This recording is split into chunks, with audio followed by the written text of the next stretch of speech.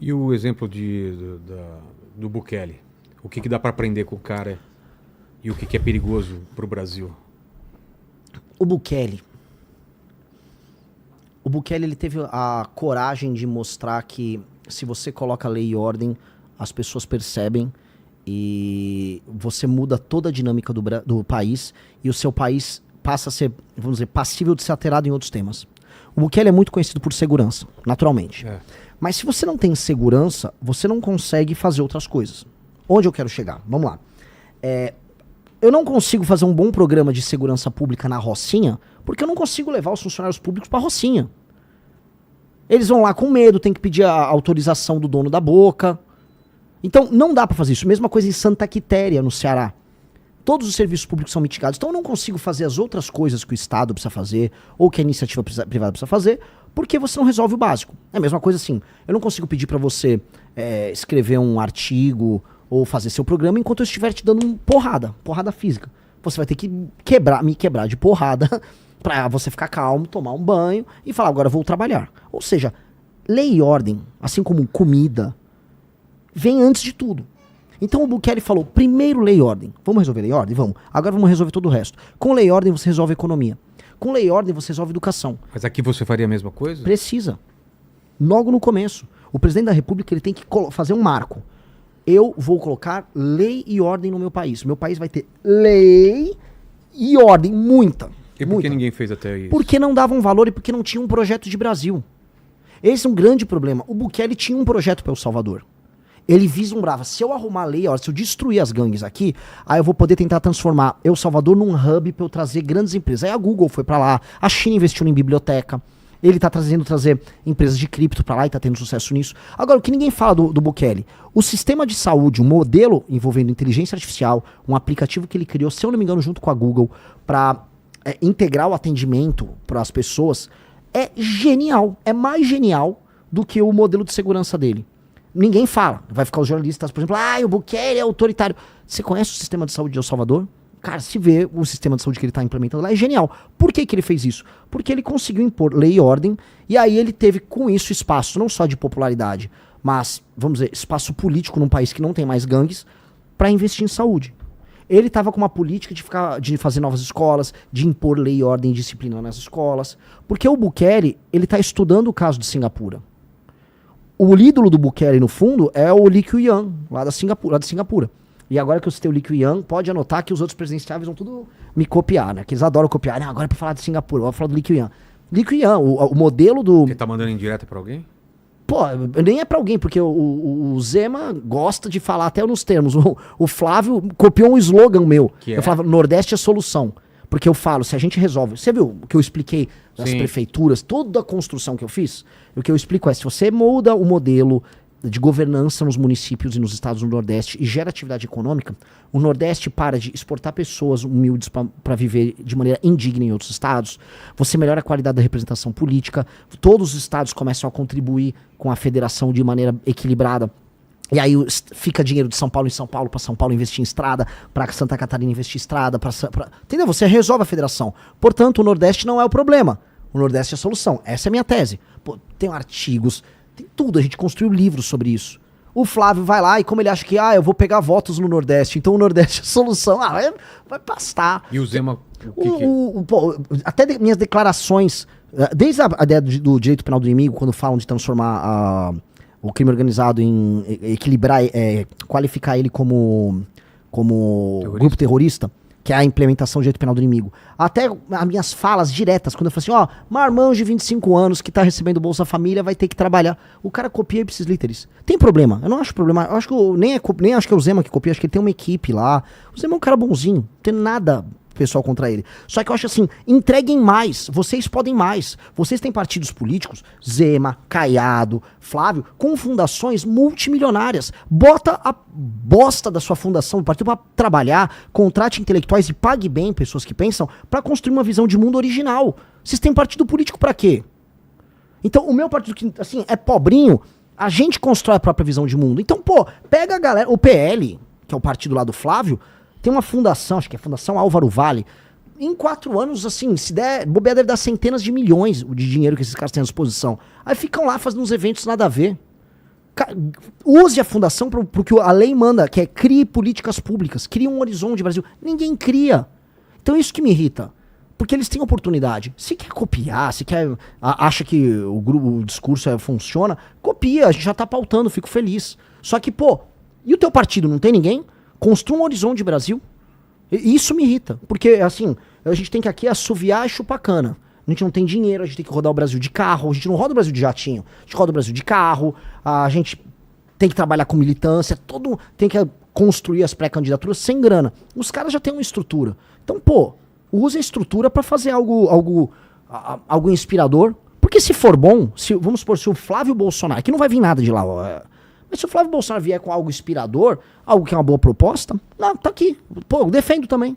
Tem problema nenhum. Ideia boa tem que ser copiada. O ruim é copiar a ideia ruim. Agora, venham com as ideias, venham com os conceitos. O que aconteceu? O que o Kim passou Cara, hoje ou ontem? E sobre a audiência de custódia, o que você tem que falar? Cara, o Kim Kataguiri, ele... Como é que eu falo do cara? Eu tava ontem falando com ele por telefone. Porque eu conheço o Kim, como eu falei, como o nosso japonês, molequinho... Fedido lá, jogando videogame no escritório. E ele se tornou um cara...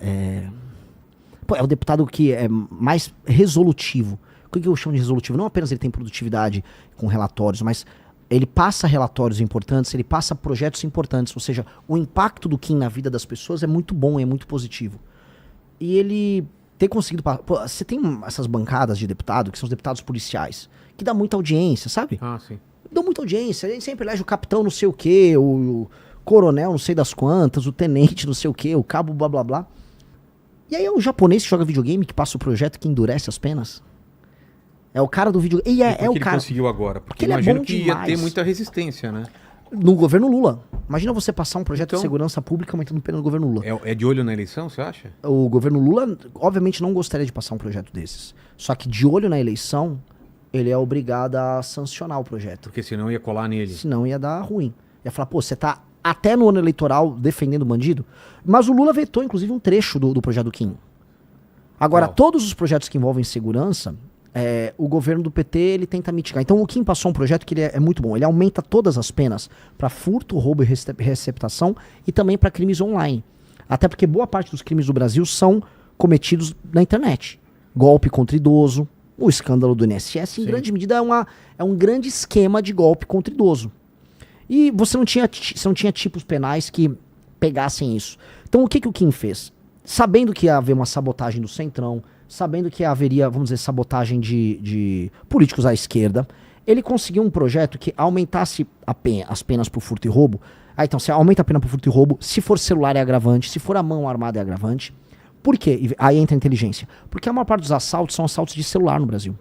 As pessoas roubam carro, roubam casa, roubam carteira, mas o principal é o celular. Foi criada toda uma indústria para roubar celular aqui. Aqui você tem uma indústria.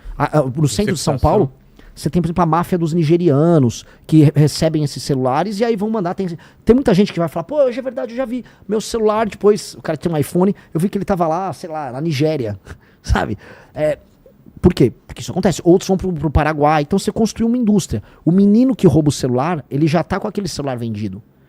Ele já sabe para onde o celular vai. Então, esta lógica, que é por isso que o que inclui a receptação, essa lógica envolve um mercado sobre celulares. E isso ele ajudou a quebrar, porque agora que a pessoa é pega, o cara roubou um celular à mão armada, que é a maior parte dos casos de assalto no Brasil, que é o que mais aflige os brasileiros com segurança, esse cara vai preso. O policial não vai se sentir um inútil pegando o cara, levando pra delegacia e o delegado soltando. Porque, roubo à mão armada, com algum grau de violência, de um celular. O cara vai preso. Então, teve muita inteligência, teve um trabalho, teve perseverança, teve encheção de saco. Ele ficou enchendo o saco do Alcolumbre, ele ficou ligando pra senadores, ficou pressionando, e aí até que o Alcolumbre botou pra pautar no Senado e passou.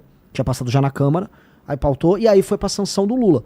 Aí o que o Lula fez? Ele tirou um dos elementos, que aumentava também pena, mas ele sancionou. Aí ele sancionou e correu. Lula agora aumenta penas. Ele não aumentou, o PT não contribuiu em absolutamente nada pro projeto. E a Globo, inclusive, tirou o Kim. Ela falou, não, o governo aprova a lei. O governo não aprovou nada. O PT ficou tentando mitigar o projeto na Câmara e no Senado. O Lula que agora quer tentar tirar uma lasquinha desse assunto. Então, Pouco importa, assim, as pessoas que importam, elas sabem que é o projeto do Kim, a autoria do projeto do Kim. E esse cara é sensacional, cara. Esse cara tinha que ser multiplicado. Né? Por que todo policial, todo especialista em segurança pública vem aqui e reclama da audiência de custódia? Porque é um desses elementos, vamos dizer, mitigadores da aplicação da pena. Aí o cara leva, aí você tem audiência de custódia, você vai pegar um juiz que vai ser leniente, que não vai fazer a aplicação imediata da pena de prisão. Muitos falam, não, solta por esse motivo ou outro. E aí isso faz com que muitas pessoas que são reincidentes retornem pra rua e continuem cometendo crime. E aí você vai perpetuando um ciclo de impunidade. A gente precisa entender, assim, as pessoas que estão assistindo, a maior parte das pessoas que cometem crimes cometem de maneira reincidente. Não é que é aleatório. O Renan saiu, hoje eu vou roubar um celular. Não, são as mesmas pessoas. Você tem que entender, são as mesmas pessoas. E é isso, assim, Vilela, eu te falo. O cara é reincidente. Porque pra você ser bom em tudo na vida, você faz repetição. Você tá, acho que você tá no seu podcast mais de 2.000, 1835, fora os especiais, dá mais de 2.000 episódios. Então você tem mais de 2.000 episódios. Então você ficou bom. É repetição. É repetição.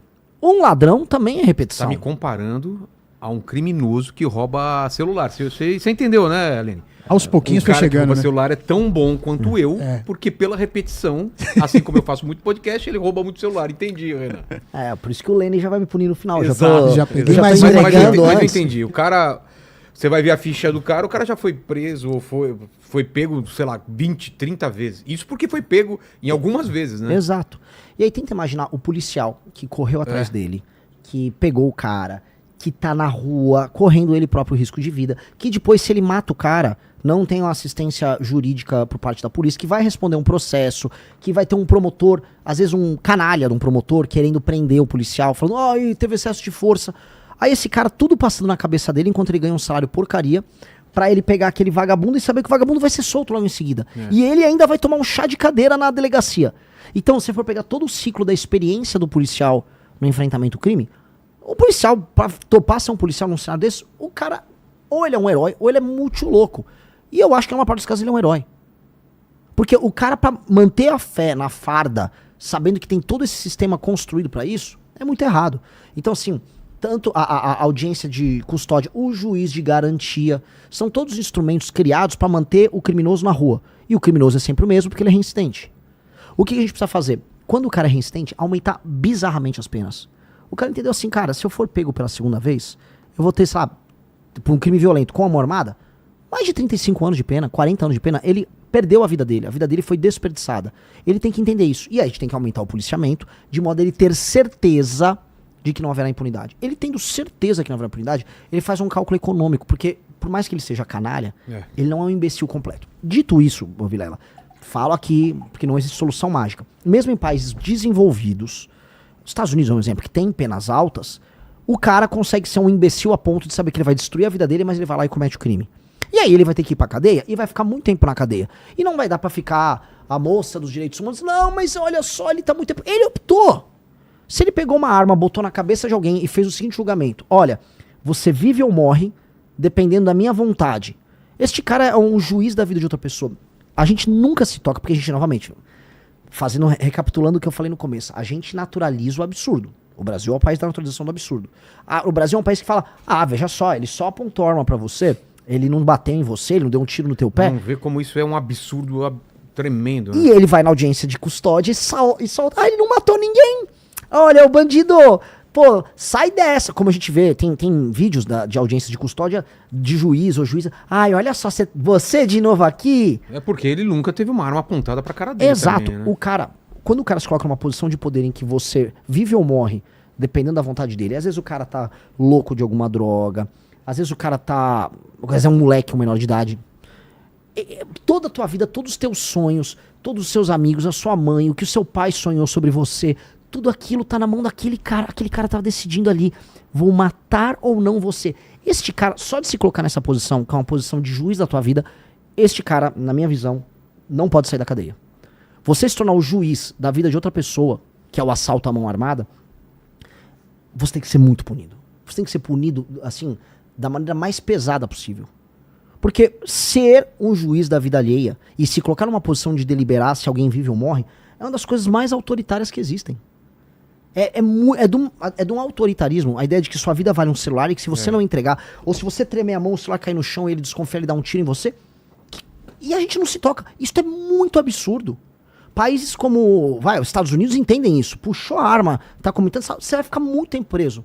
A gente aqui, na audiência de custódia, mas não levou a óbito ninguém, ele nem atirou. Imagina, ter uma arma fria, usou essa arma fria pra assaltar alguém, cara, pra mim, se o policial viu, é tiro na cabeça, tem que matar. O cara tá se colocando nessa posição, ponto. Se ele se entregou, é muito tempo de cadeia. E ponto. E a gente tem que entender porque, novamente, esse raciocínio que eu fiz com você, as pessoas não fazem.